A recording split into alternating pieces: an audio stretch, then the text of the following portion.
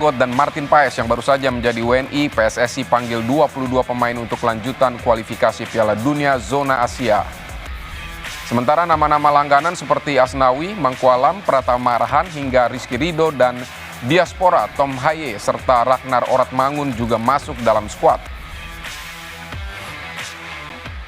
Timnas Indonesia akan kembali melanjutkan perjuangan di ajang kualifikasi Piala Dunia 2026 Zona Asia Oseania. Skuad Garuda akan melakoni 2 laga kandang tersisa di grup F kontra Irak dan Filipina pada 6 dan 11 Juni. Guna hadapi laga ini, PSSI telah memanggil 22 nama untuk mengisi skuad. Nama-nama langganan seperti Asnawi Mangkualam, Pratama Arhan hingga Rizky Ridho masuk dalam skuad. Pemain diaspora lainnya seperti Jay Itzes, Ivar Jenner, Rafael Strijk, serta Tom Haye dan Ragnar Oratmangun juga turut dipanggil. Menariknya, tidak ada nama defender jangkung Elkan Bagot. Belum diketahui apa alasan tidak dipanggilnya Elkan. Sementara winger timnas U23 Witan Sulaiman juga tidak masuk dalam skuad karena tengah menjalani ibadah haji. Nama penjaga gawang Martin Paes pun tidak ada.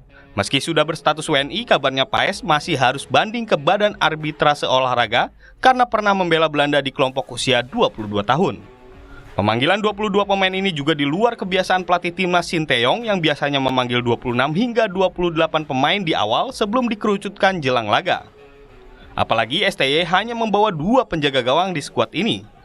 Adapun Indonesia akan menghadapi Irak pada 6 Juni lebih dulu sebelum menjamu Filipina pada 11 Juni. 2 partai ini akan digelar di Stadion Utama Gelora Bung Karno, Jakarta.